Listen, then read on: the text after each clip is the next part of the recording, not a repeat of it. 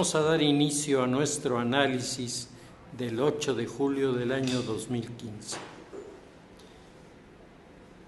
En el marco internacional hay varias noticias que vale la pena comentar, sobre todo por las implicaciones que se están desprendiendo de algunas de las realidades que comienzan a forjarse en este momento.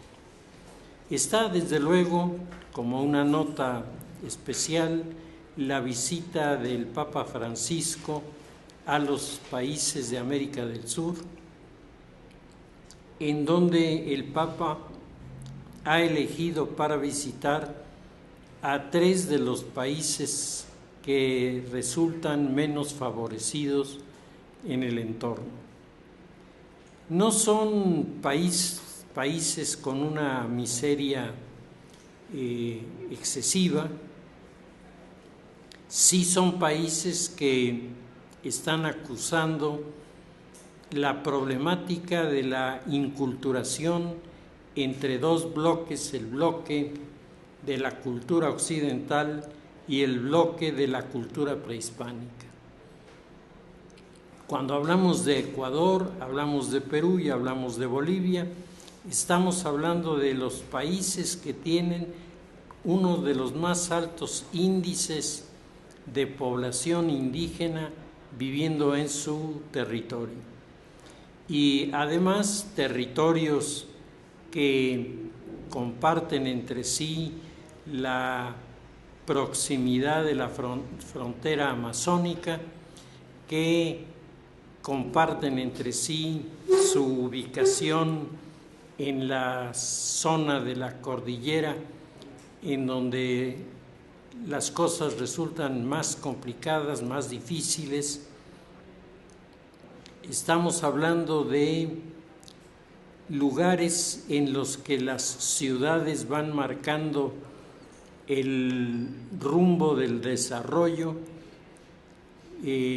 la concentración de los recursos económicos que quedan atrapados en un porcentaje bajísimo de la comunidad que vive con ciertas comodidades en las ciudades, pero el resto de la sociedad padece de una marginación muy grande con las consecuencias que todos conocemos. El Papa ha hecho hasta el momento sus homilías sobre un tema que hay sectores sociales que no les agrada, el tema de la justicia social. El Papa ha estado recordando a la comunidad la responsabilidad que tienen los que están favorecidos por la mejora de vida de los que no están favorecidos. El Papa tiene un discurso fuerte y tiene un lenguaje que a algunos les parece demasiado cercano a los representantes de las izquierdas latinoamericanas, pero este parecido, y creo que este es el punto fundamental para interpretarlo, el discurso de la izquierda se parece al discurso de la Iglesia, o el discurso de la Iglesia se parece al discurso de la izquierda. Yo estoy convencido de que en este caso el discurso de la Iglesia se parece al discurso de la izquierda, pero tiene su propia consistencia, su propia visión de las cosas, y no está rompiendo lanzas a favor de los movimientos de corte radical. Por el contrario, el Papa ha estado haciendo mucho hincapié en señalar las vías del diálogo como los mejores instrumentos para dialogar sobre temas que siguen generando tantísimos problemas sociales en este momento. El Papa es consciente de que está rodeado de la gente del pueblo, de la gente que tiene más problemas, y su trato con ellos ha sido un trato abierto, un trato cercano, que sin duda le gana una posición dentro de las comunidades. Tenemos que reconocer también que hoy la prensa a nivel internacional no le dedica a la visita a los espacios que dedicaba en el pasado, sobre todo a las visitas de Juan Pablo II. Hay una marcada diferencia entre la cantidad de personas que van a recibir al Papa y los espacios que los medios de comunicación televisados, radiofónicos e impresos le dan a la presencia del pontificado. No ha hecho el Papa declaraciones que a juicio de los medios de comunicación sean sensacionales, y esto hace que se presente la visita como una acción de medio perfil del Papa, cuando el contenido de sus homilías, el contenido de su mensaje es un contenido muy profundo que es accesible prácticamente para todos, porque el lenguaje del Papa, que habla con su idioma, pues le resulta mucho más simple de asumir para comunicarse con los sectores que el Papa sigue reclamando deben ser más protegidos por los gobiernos. Ecuador ha visto simultáneamente a cerca de 800,000 personas reunidas para recibir al Papa, mientras ha visto también manifestaciones para protestar contra el presidente Correa, a quien le reclaman manejos que parecen no han sido muy claros de recursos para aplicar en el auxilio de los grupos socialmente menos favorecidos.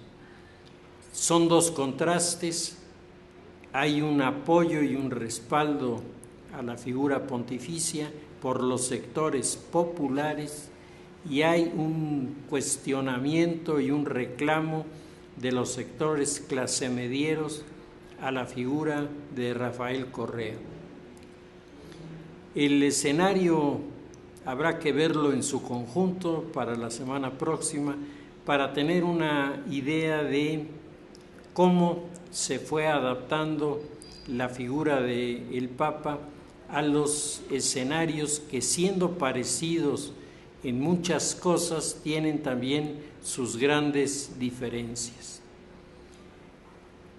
El otro tema que está en el campo internacional causando grandes inquietudes es el tema de la radicalización de los integrantes del Estado, del nuevo Estado Islámico, que comienza a tener manifestaciones que resultan verdaderamente inquietantes cuando está dinamitando las ruinas más antiguas de la historia de la humanidad. La última información que ha salido en los medios de comunicación a este respecto habla de que en Palmira, que es una de las excavaciones con ruinas de un periodo muy antiguo, los islámicos han llenado los edificios de dinamita y piensan desaparecer Palmira, al mismo tiempo que anuncian que van a acabar con todas las manifestaciones culturales que no sean manifestaciones islámicas. Este sectarismo llevado a un extremo brutal como el que está haciendo el grupo del Estado Islámico, del califato, nos habla de el contexto religioso en el que estos grupos se mueven. No hay para ellos un espíritu de pluralidad y de tolerancia, sino exactamente lo contrario. Los grupos tienen que ser exclusivos y excluyentes, y lo primero que debe desaparecer es la pluralidad, sobre todo la pluralidad religiosa. No hay más cultura, no hay más valores, no hay más principios que los del Islam, y todos los demás deben ser destruidos. No hay una visión de compartir espacios, sino la visión de dominar los espacios, expulsando a los que no tengan identificación con estas visiones del radicalismo. Como parte de este fenómeno tenemos que señalar las persecuciones religiosas que están ocurriendo en Nigeria y los asaltos del grupo Boko Haram, que es el titular del radicalismo islámico, secuestrando sobre todo mujeres, niñas, niños, a los que están manipulando para tratar de destruir toda posibilidad de recuperación de las familias católicas en Nigeria, dejando únicamente a grupos islámicos.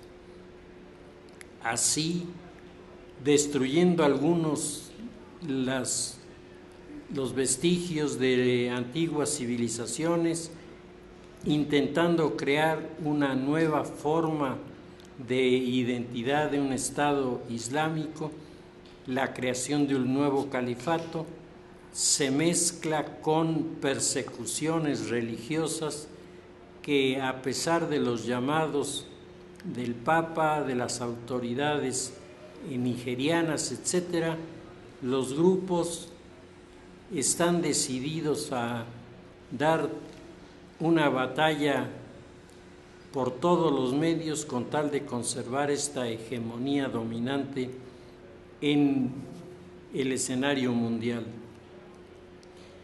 Los datos que podemos revisar en este momento sobre el particular nos hacen ver que estamos frente a una forma diferente de revolución cultural.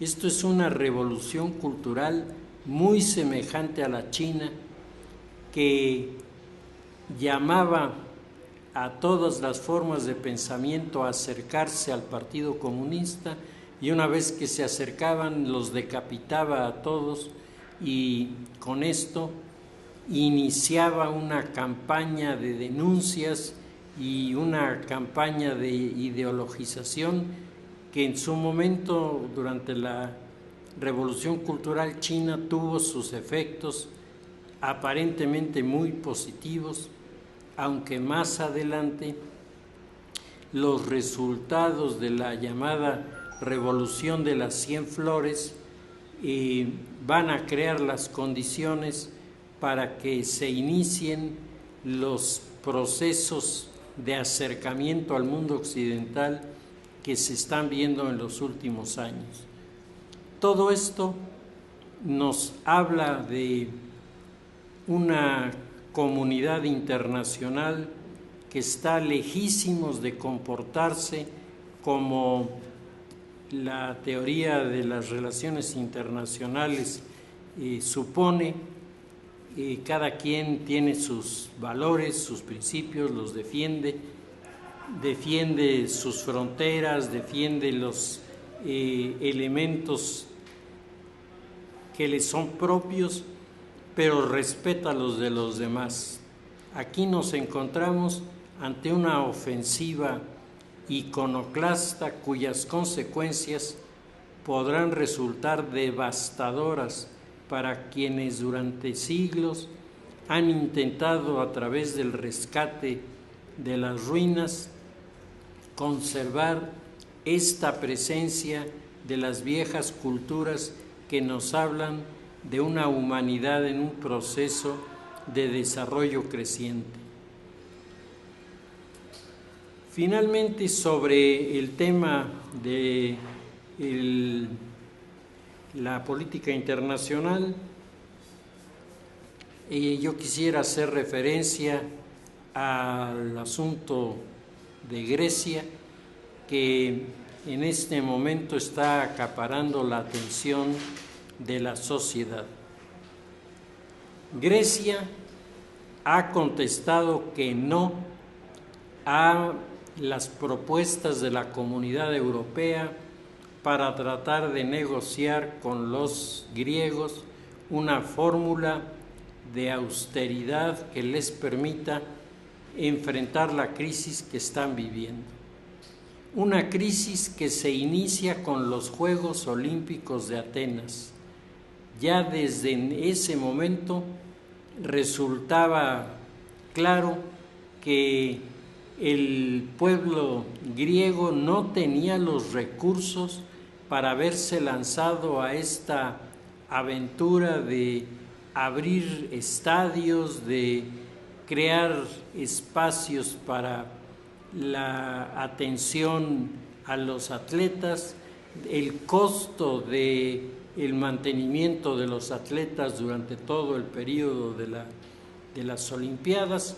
Todo esto el gobierno griego en su momento no supo aquilatar, porque si hubieran tenido una visión con más serenidad de los acontecimientos, nunca se hubieran mantenido en la oferta de convertir a Grecia en el representante de los Juegos Olímpicos, y de haberlo hecho es muy probable que hubieran recurrido a fórmulas de cooperación entre otros países para que la exhibición de los Juegos no recayera totalmente sobre un gobierno que se estaba recuperando de una grave crisis que le había llevado casi a la quiebra. Hoy nos encontramos con una situación semejante en la que, además de haberse acumulado todas estas deudas y todos estos compromisos durante el periodo de la Olimpiada, además de eso, hay que agregar una irresponsable conducta de los bancos que repartieron tarjetas de crédito como si estuvieran repartiendo estampitas, y el resultado fue terriblemente negativo. Se juntaron dos cosas que son muy peligrosas. Por un lado, una irresponsable manifestación de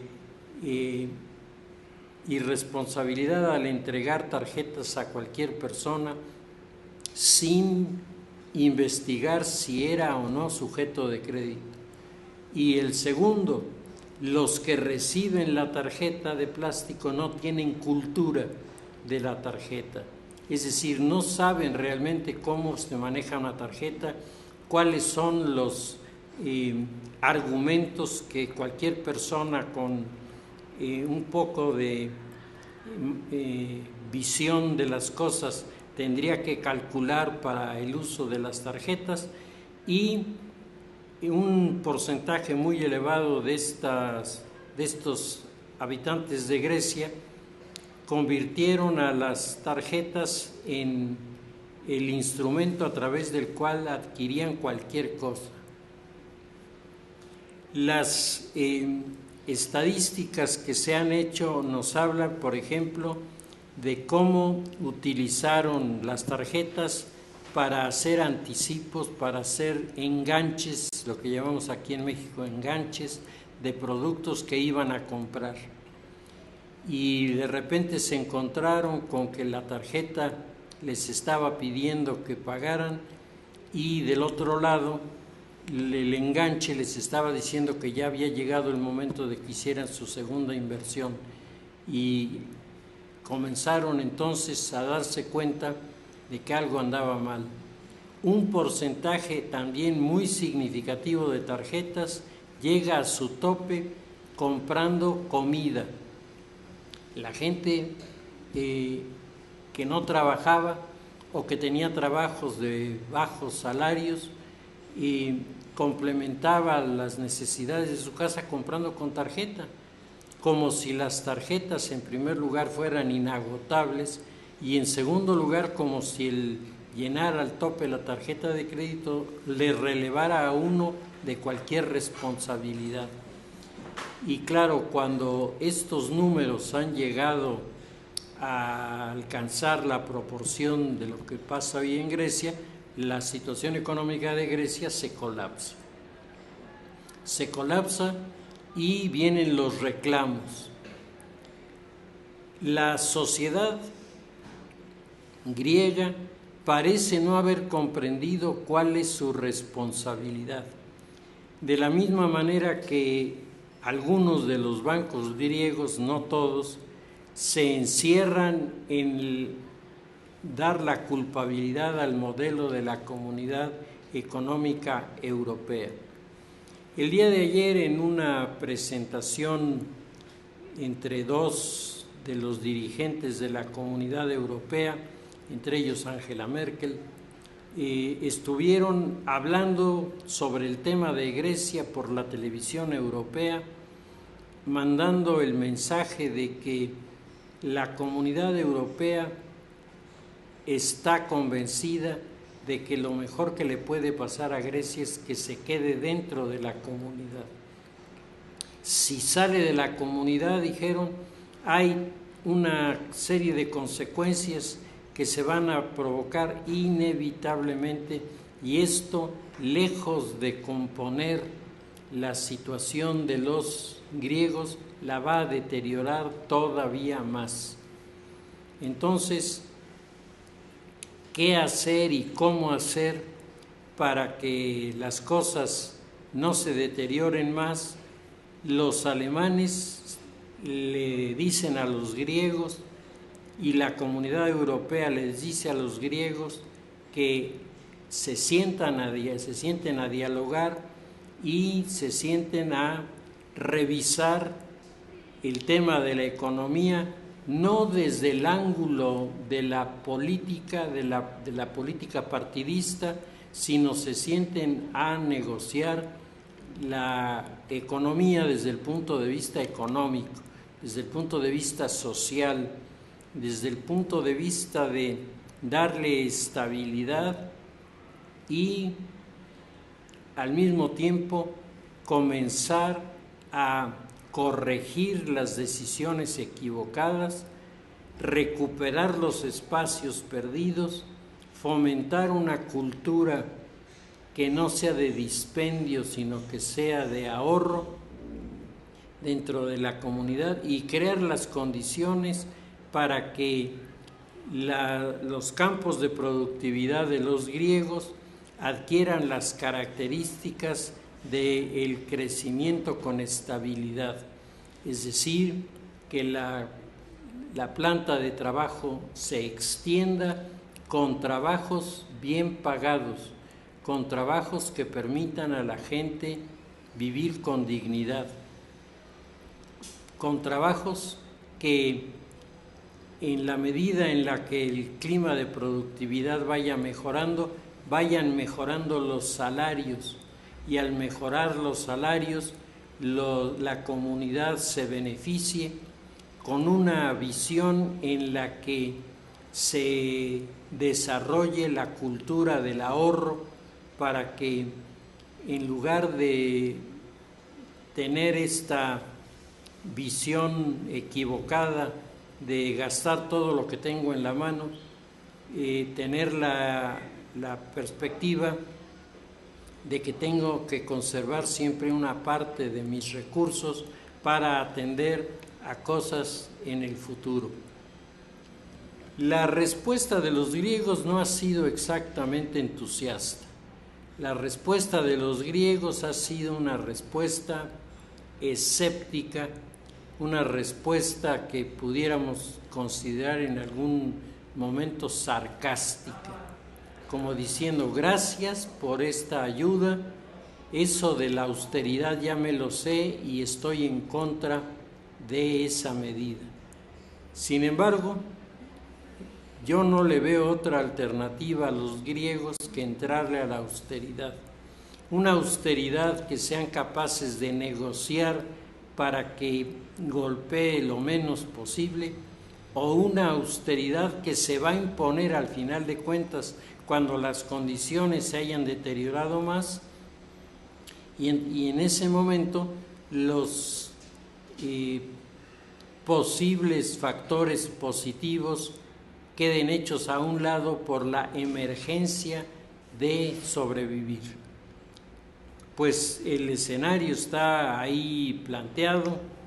Los grupos económicos de la Comunidad Europea han dado sus puntos de vista, los han expuesto, están dispuestos a sentarse en una mesa y ponerlos a discusión, y los griegos están atrapados en prejuicios que no les permiten dar una alternativa que en este momento es prácticamente la única salida posible de un enredo que económicamente va a traer muy serias consecuencias a los griegos, no solo ahora, sino para los años venideros. El futuro de Grecia no se ve como un futuro muy promisorio, aunque todavía, dice Angela Merkel, están a tiempo de recortar los efectos más negativos y por lo pronto de acortar los momentos de mayor austeridad y de mayor problema. Habrá que ver finalmente qué es lo que resuelven los integrantes de la comunidad y los propios griegos, que están seguramente llenos de prejuicios, y eso les ha obstaculizado el comprender la magnitud de su problema, por una parte, y luego la apertura que en este momento están teniendo en favor de su economía. Con este comentario sobre lo internacional, pasamos al tema de nuestro país, y en el tema de México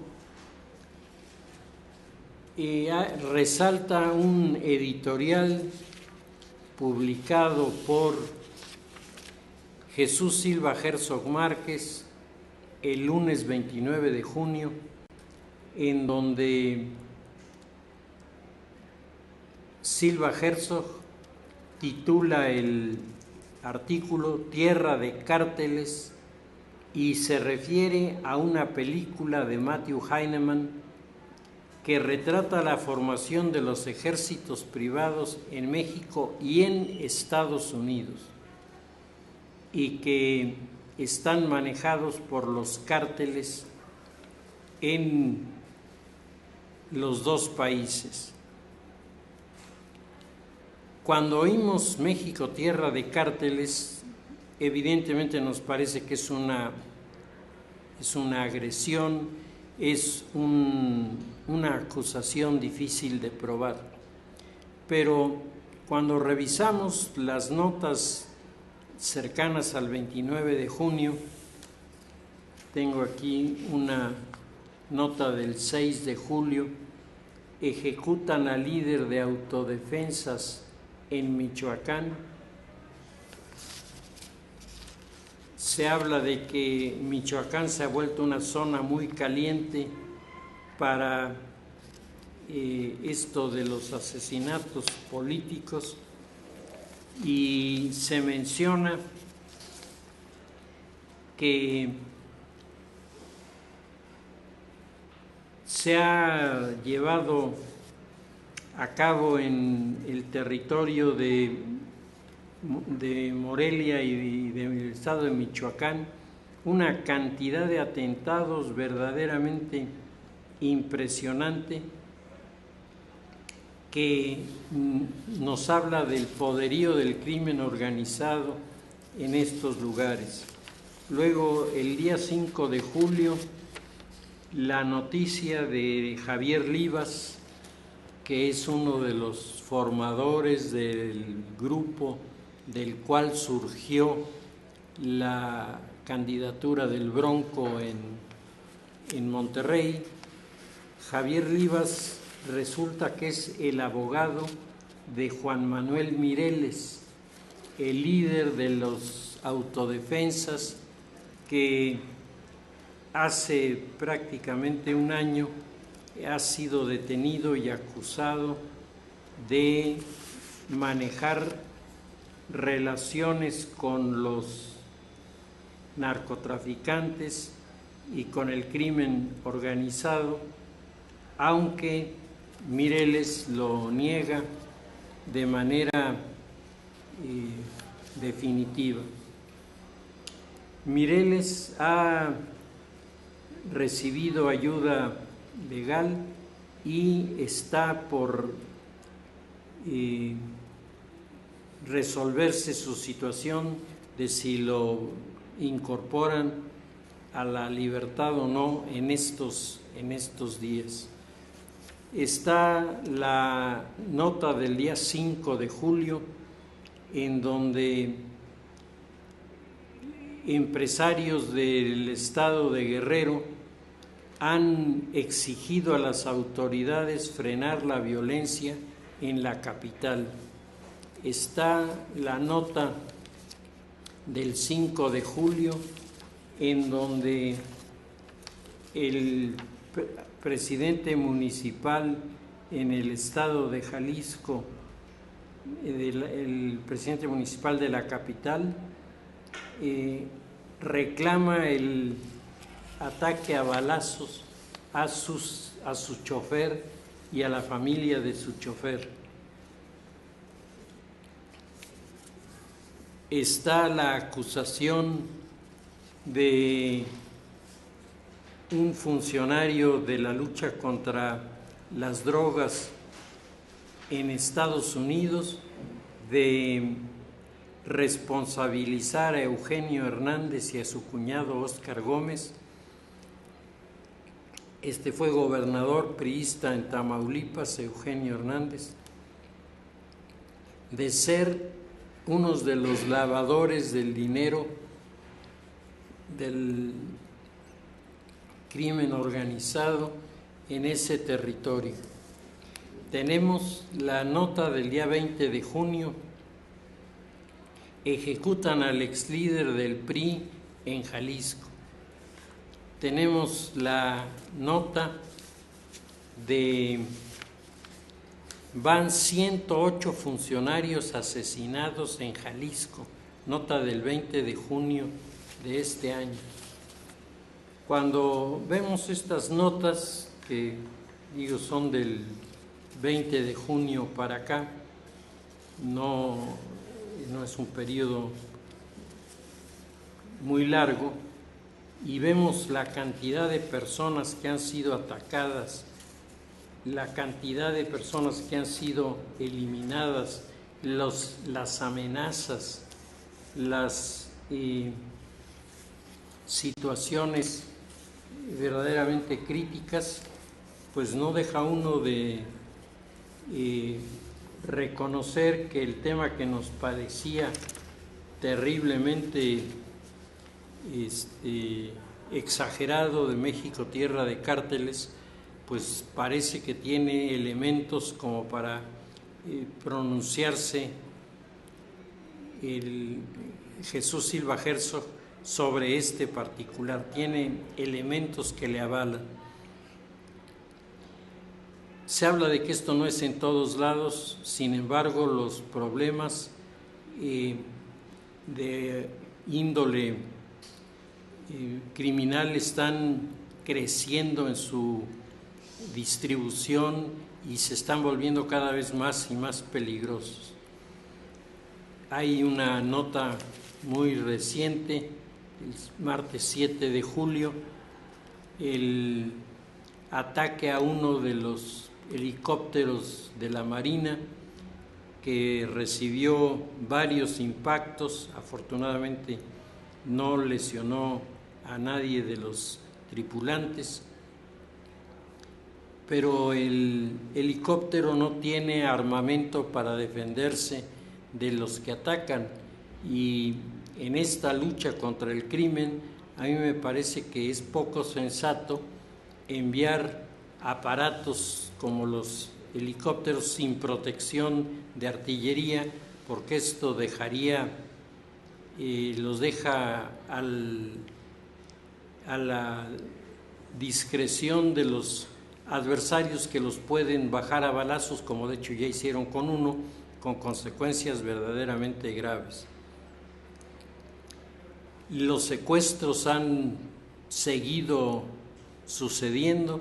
Aquí en el estado de Puebla está el secuestro de una maestra del Colegio México que fue secuestrada y no se ha vuelto a saber de ella nada, es decir, no ha habido un reclamo por un rescate, no ha habido una información de nadie acreditándose el secuestro. El hecho es que la señora no aparece y lleva ya 2 semanas o más, y el fenómeno de una manera extraña no está cubierto por los medios de comunicación, que deberían estar en primerísimo lugar reclamando una investigación, porque la policía ha contestado a los familiares de una manera muy curiosa. Como no tenemos pistas, pues no tenemos nada que investigar, como si no fuera su responsabilidad y su obligación por ley el perseguir a estos delitos hasta intentar darles solución. Regresamos al artículo de Jesús Silva Herzog Márquez con estos elementos de información previa, y dice Jesús Silva Herzog: esta semana se estrenará el documental Tierra de Cárteles, cinta de Matthew Heinemann, que retrata la formación de ejércitos privados en México y en Estados Unidos. Cuando un gobierno es incapaz de proveer lo elemental, cuando se habita una tierra sin ley, los hombres no tienen más remedio que armarse para protegerse. La película captura 2 procesos paralelos, uno en la frontera de Estados Unidos y otro en la tierra caliente de Michoacán. Podría pensarse que no hay nada en común en estos casos. Una ultraderecha xenófoba y antimexicana que ve al gobierno federal como cómplice de una invasión de mafiosos y ladrones del trabajo. Autodefensas que invocan un artículo de la Constitución para afincar el derecho a sobrevivir. El paralelo es, sin embargo, muy claro. En ambos casos se vive la sensación de un abandono, de una traición. Quien tiene el deber de hacer cumplir la ley se ausenta o se entrega, como el caso de la policía de aquí. El enemigo que amenaza tiene el campo libre. La preservación de lo elemental está en juego. En esa desesperación incuba el impulso de tomar las armas. Lo que sucede después de esta decisión escapa a la voluntad de los valientes. Empuñar las armas, asumir el derecho de castigar, es pactar con la tragedia. El justiciero se transformará pronto en un bandido. Si bien la cinta intenta simetría entre México y Estados Unidos, el peso dramático está sin duda en Michoacán. La muerte aquí no es una metáfora. La ilegalidad no es lejanía del Estado, sino ausencia y complicidad con los criminales. El director del documental llegó a México con la idea de retratar la osadía de quienes dicen querer salvar a los pueblos. Un admirable atrevimiento que devuelve la tranquilidad a la gente. Desde Nueva York imaginaba la posibilidad de captar la escenificación de una especie de western de la vida real, una historia de héroes que enfrentan a los villanos. Después de meses de convivir con los autodefensas, su cámara captó una realidad mucho más compleja. La frontera entre el bien y el mal es más borrosa de lo que Hollywood nos ha contado. Nadie ha seguido con tanta cercanía a las autodefensas michoacanas. Cartel Land muestra el lado íntimo, por decirlo de algún modo, de los paramilitares de Tepalcatepec. No es un cuadro simple, sino un enredo de ladrones y justicieros, atropellos y venganzas. Nadie con cámara y micrófonos ha logrado esta cercanía con las guardias rurales y en particular con el doctor Mireles, su carismático dirigente. Heinemann logra un fascinante relato del fundador de las autodefensas. Lo muestra sensible como médico, elocuente como comunicador, firme como dirigente social que llama a las armas, la más dramática de las opciones cívicas. Heinemann entra a su vida privada, el esposo, el abuelo, el amante que coquetea con una jovencita. El ente del director queda atrapado en las confrontaciones de fuego y escapa de milagro una emboscada. La historia del héroe se mancha, los justicieros se convierten en vengadores abusivos, el médico da la orden de tortura y de muerte, las autodefensas abren calabozos para la crueldad y los tormentos, escuchamos en la cinta los gritos de sus presas como si fueran trofeos de cazador. La historia de vaqueros no tiene un final feliz. Bueno, me parece que el argumento de Silva Herzog es un argumento que nos hace ver algo que en alguna ocasión comentamos, de cuál era la consecuencia de que un Estado de Derecho cediera el derecho de usar la fuerza a alguien que no estuviera integrado dentro de las fuerzas del orden de los estados políticos. Pues esto es lo que sucede. En la medida en la que se les deja solos, se vuelven delincuentes por su propia iniciativa, tratando de impedir que la delincuencia avance. Ellos se vuelven a su vez delincuentes y las consecuencias pues son las que estamos oyendo aquí. Termina su artículo Jesús Silva Herzog diciendo: los ejércitos privados podrán nacer como recurso desesperado ante el crimen, pero son irremediablemente fuentes de más criminalidad. El paramilitarismo no es una cura como se creyó torpemente desde la visión política del presidente Peña Nieto y su efímero procónsul en Michoacán. El novelista colombiano Héctor Abad nos lo advertía hace tiempo en las páginas del New York Times. Los paramilitares empiezan matando a los narcotraficantes, a los secuestradores, a los extorsionadores, pero no se detienen ahí. Después vienen los familiares o amigos de los criminales, o los que parecen ser sus familiares, o los que han escuchado que son sus amigos. El simple rumor de que alguien es colaborador de un delincuente es suficiente para provocar su exterminio. Parece claro, la pasión de la venganza privada no puede ser el cimiento de la civilidad. Permitir los ejércitos privados, decía Abad, es crear un monstruo como la hidra. Si le cortas una cabeza, le crecen dos más. Tierra de Cárteles se estrena en México. Vale la pena verla y sobre todo discutirla. Se han escrito muchos artículos sobre el particular, pero a mí me ha resultado muy revelador, particularmente pues porque las noticias que acompañaban al propio editorial nos estaban hablando de la existencia de una forma de defensa, entre comillas, de la sociedad que acaba siendo tan negativa, tan peligrosa y tan criminal como la de aquellos a los que pretenden dejar fuera de circulación.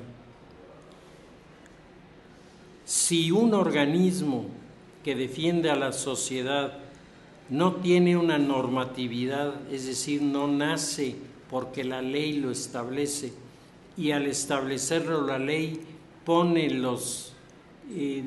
todos los reglamentos de la ley para explicar de qué manera va a operar. Si esto no está delimitado, entonces se le deja a cada quien a su arbitrio y con su experiencia el tratar de resolver el problema que tiene enfrente. Y el problema que tiene enfrente es un problema, como dice Silva Herzog, complejísimo. Aquí hay una colusión entre autoridades, funcionarios de las policías locales, funcionarios de las policías federales, que están comprados, amenazados, de alguna manera colocados en el bando que deberían estar combatiendo, y pensar que se puede enfrentar esta manifestación de la criminalidad en la clave posmoderna en este momento, con grupos de personas, suponemos son bien intencionadas, a las cuales se les pone un arma en las manos y sin que tengan ninguna preparación se les dice, pues ahí tú te enfrentas en primera fila contra el crimen organizado y hoy me cuentas cómo te fue. Bueno, pues aquí en México, tierra de cárteles, el autor del documental nos presenta descarnadamente a los grupos de autodefensa convirtiéndose ahora en grupos criminales, porque no solamente van a enfrentar al que está comerciando con las drogas, sino van a enfrentar a su hermano, a su mamá, a su hermana, a su hija, a su esposa. Es decir, entran en el terreno de una criminalidad sin límites, que es la característica de la criminalidad del mundo posmoderno, en el que los argumentos que en el pasado el crimen tenía para sí mismo de no rebasar los límites de la familia han desaparecido. Hoy las familias son las primeras víctimas de estas confrontaciones. Hace algún tiempo fue publicado un libro sobre la vida de alguno de los dirigentes del crimen organizado en uno de los estados de nuestro país. Y Las imágenes, las escenas que describe el texto son impresionantes cuando los dos grupos que entran en conflicto comienzan a secuestrar a los miembros de la familia, niños, las esposas, las hermanas, las madres de los personajes, las torturas brutales que les hacen sufrir, y luego cómo todo esto se va convirtiendo en una especie de nuevo modus operandi del crimen que ha perdido toda ubicación respecto del tema de los valores y los principios que el crimen ha siempre cuestionado, pero cuando menos en el pasado reconocía que existían. Hoy nada de esto ocurre y tenemos los testimonios como los de este documental Cartel Land, que nos demuestra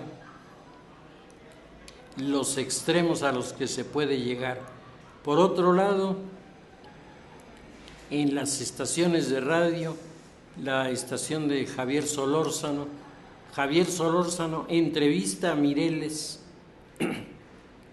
y Mireles le habla de que él no sabe de qué lo acusan, de que todo está en orden, de que él va a esperar a que la justicia reconozca que se equivocó,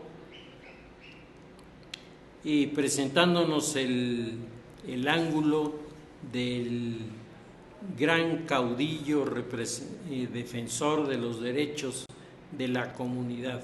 Sin embargo, en los medios de prensa escritos, los datos sobre Mireles, el Reforma, por ejemplo, trae un artículo en el que presenta algunas acusaciones que le hacen de haber mandado eliminar personas, de haber estado involucrado en operativos que eran fuertemente cuestionables.